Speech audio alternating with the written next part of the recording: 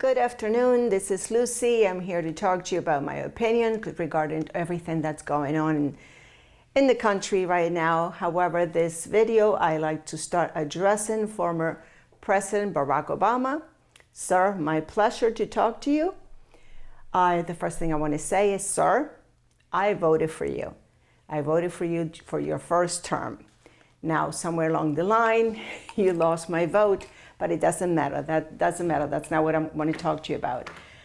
Now, you're running for office for the second term, and the end of September, I have to fly to Buenos Aires, Argentina. I explained before that that's where I was born and raised, and these were family circumstances. I had to go there. But when you're away from the country, voting day is in October. Now, we have opposite seasons, fall here, spring in Argentina.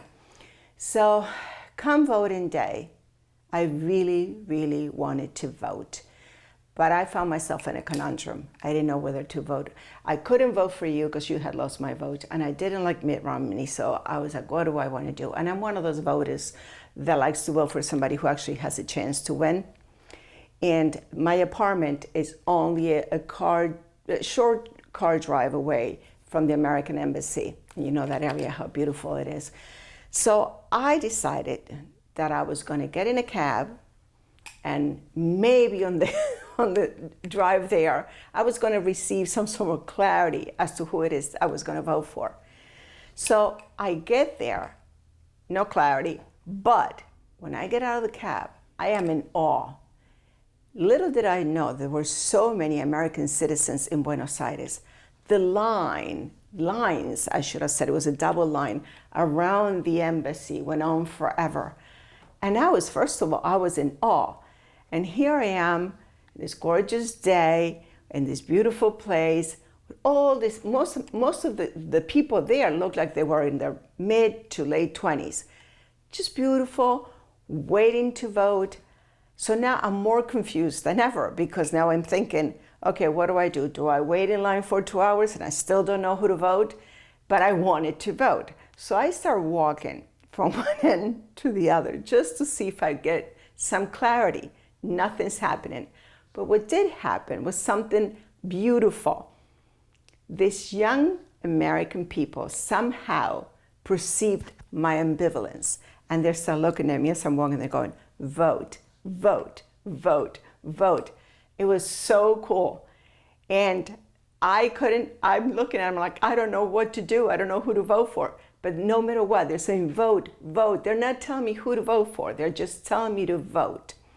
Now, I couldn't do it. I took a cab back home.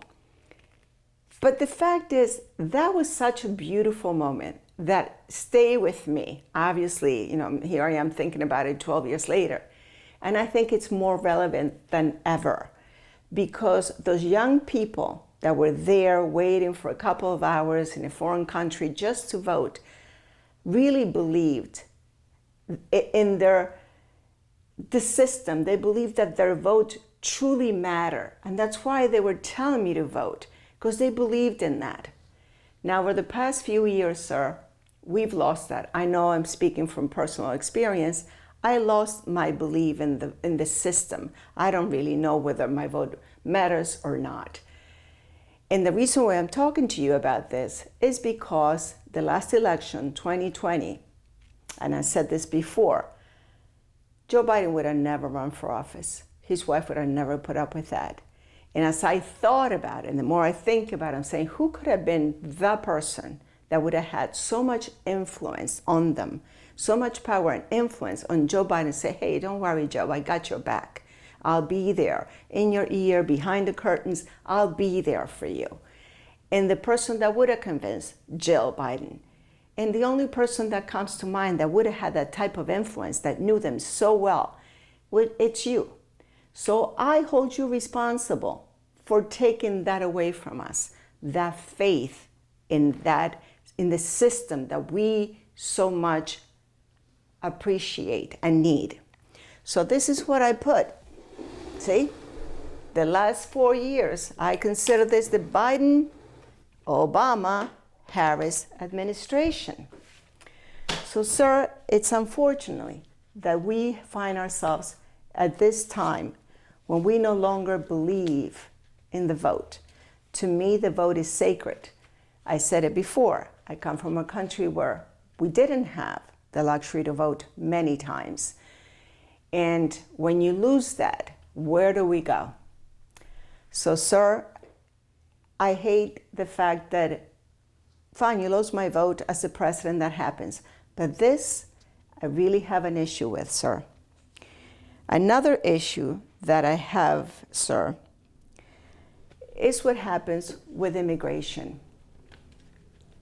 We had this past 4 years, I call it the Obama under the table years, where you had your 8 legitimate years to begin with, where you really could have done something to really get immigration straight. There are plenty of people in this country, millions of undocumented people in this country, sir. How you wanted to help solve the problem, all you had to do, you have all the resources available, is sit down with immigration services, sir, and figure out a way to issue an amnesty for people that have been here, okay? They have to meet all the requirements, sir, that are already there. Immigration services has the good requirements. They're solid. You didn't have to reinvent the wheel. You had to use it. There is a thorough, I'm just going to go through a few things, a thorough background check, the medical requirements that I talked about, with all the vaccines and all that. They have to be gainfully employed, sir. And there's a thing called an affidavit of support. What that means is the person applying for the famous green card, that means the residency, needs somebody else. Immigration requires that somebody else signs an affidavit of support, which means immigration will request that that person turns in their the tax forms, everything. So they want to see the tax returns.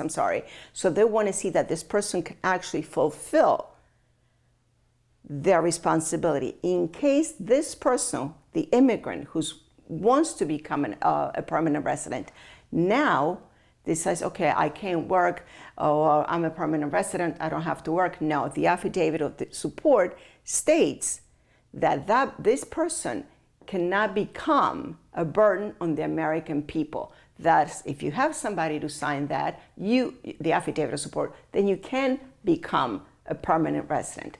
So immigration, there are other requirements. Immigration has done a good job. And had you wanted to, sir, in the past 12 years, 8 legitimate, 4 under the table, this could have been implemented, especially under the Biden-Obama-Harris administration, because you could just say, hey, you know what? I don't have to take responsibility, Biden does. And you knew that he was a one-term president. That's why you didn't care when he pulled the troops from Afghanistan without any concern, because he's a one-term president. He doesn't have to answer for it. That's it. It's done, But unfortunately, you didn't. You didn't help the people in this country. This country would have had documented people, would be more uniform, sir. And I'm not looking, the word is legalized. We are now a lawless country. And I'm going to give you another example for you to understand. A while ago, I got a parking ticket. Now, I had over 30 minutes left on the meter. So I knew that I didn't deserve that parking ticket, but no issues. Police makes mistake. I'm all for the police. I love the police. I thank God for them. So I took a picture of the meter. I plead not guilty, so I get a court day. So the day when I go to court, there's a line of people waiting to, for there's reception there, there's a line. So behind me, there are 2 men. One is a tall man, the other is a very short man. They're both speaking Spanish. The tall man is speaking very loud. He's telling the other guy what to do, what not to do. And he ends by saying, oh, don't worry about it. All they want is money. Now, when he said that, I chuckled. I laughed. So he looks at me, and this takes place in Spanish. He says, "Do you speak Spanish?" And I said, "Yes, I do." He goes, "Oh, can you help him? Because I got to go to work." I said, "Sure, no problem." I have no problem whatsoever helping people. I don't care who they are or whatever. If I can help them, I will. So I said, "What's going on?" So he hands me, now it's the short man, he gives me 3 tickets. So I look at them. I look at the first one. It says driving without a license. The second one, driving while intoxicated. The third one is driving on the wrong side of the street, on the wrong way, on a one-way street. So I look at him and I said, I said, "What were you thinking? What did you do?" He says, "Well," he goes, it starts telling me this long story. Of course, all of this is in Spanish. He said, "My friend picked me up in his truck. We went to the liquor store. Then we sat in the car and we started drinking and drinking. And my friend got really, really drunk. And I got really drunk too, but I was not as drunk as my friend. And then my girlfriend called me and she's pregnant. She's expecting twins. So she asked me for something. I wanted to bring it to her. So I told my friend that I was going to drive. And then, boom, I got caught by the police and this and that." And I'm looking at this man and I'm thinking, why isn't this man in jail? Driving without a license, drive while intoxicated, the wrong one-way street, right, driving the opposite way. I'm thinking this man could have killed all kinds of people. And I think about myself, but I think about the people that I love the most. People that I raised. I don't want to get their names involved or their lives involved.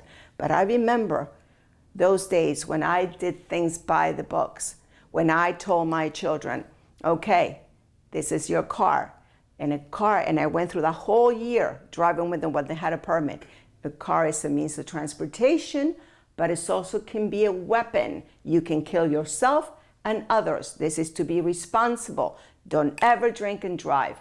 If you're at a party, you call me. All that stuff that good parents do. But here it is.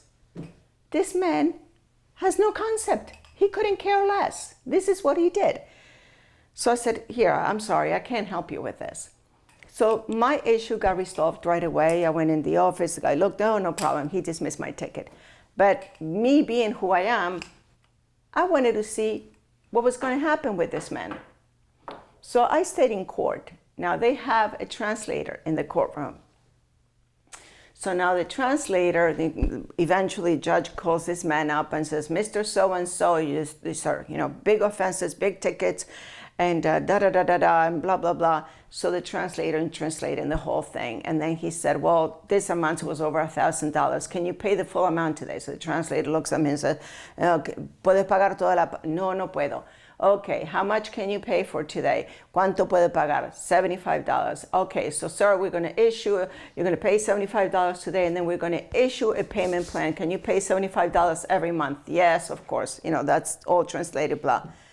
So then when he's getting ready to go and get this payment plan ready, I walked out with him just over there. I just wanted to know. And I said, "So this is what you're going to do? You're going to pay every single month?" He goes, "No, I'm just going to pay today." And I said, "Well, what happens then?" He goes, "Who cares? I use a different name. I can move, all that stuff." But he had no intentions of paying the full amount, which to me doesn't even matter, because the gravity of what was happening was it outweighed the money. I always think, like I said, people that I love and even people that I don't know. Why should we be exposed to this? And you had every opportunity and every resource to change this. And I'm not saying that Americans don't drive drunk, but we have consequences, sir. There are no consequences here. The consequence was $75.